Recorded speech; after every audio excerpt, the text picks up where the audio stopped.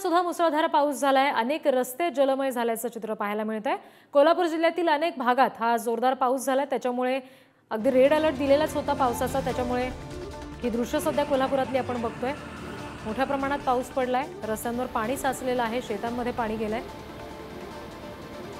आणि अगदी सुरुवातीचाच पावसाच्या या हंगामातला सुरुवातीचाच हा प्रकार सगळा जर असा असेल तर मग पुढची परिस्थिती आणखी बिकट होण्याची शक्यता दाट आहे असं म्हणावं लागेल।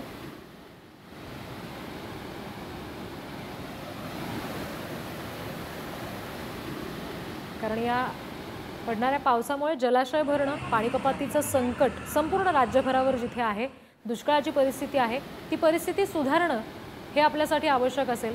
पण त्यापुढे जर आणखी अकराळ विक्राळ रूप पावसाचं पाहायला मिळालं तर संकट सुद्धा ओढावू शकतं। त्यामुळे सध्या कोल्हापूरला जो रेड अलर्ट दिला गेलेला आहे पावसाचा, त्यानुसार मोठा पाऊस तिथं झाल्याचं बघतोय आपण। दृश्यांवर आपण पाहू शकतोय, रस्त्यावर पाणी साचलेलं आहे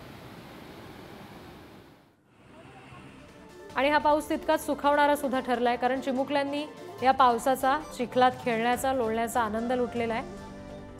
ही दोन दृश्य सध्या आपण बघतोय। मुसळधार पाऊस झालाय कोल्हापुरात आणि सखल भागात जिथं पाणी साचलेलं असेल, छोटं मैदान आहे जिथे ही मुलं खेळताना आपल्याला पाहायला मिळतात।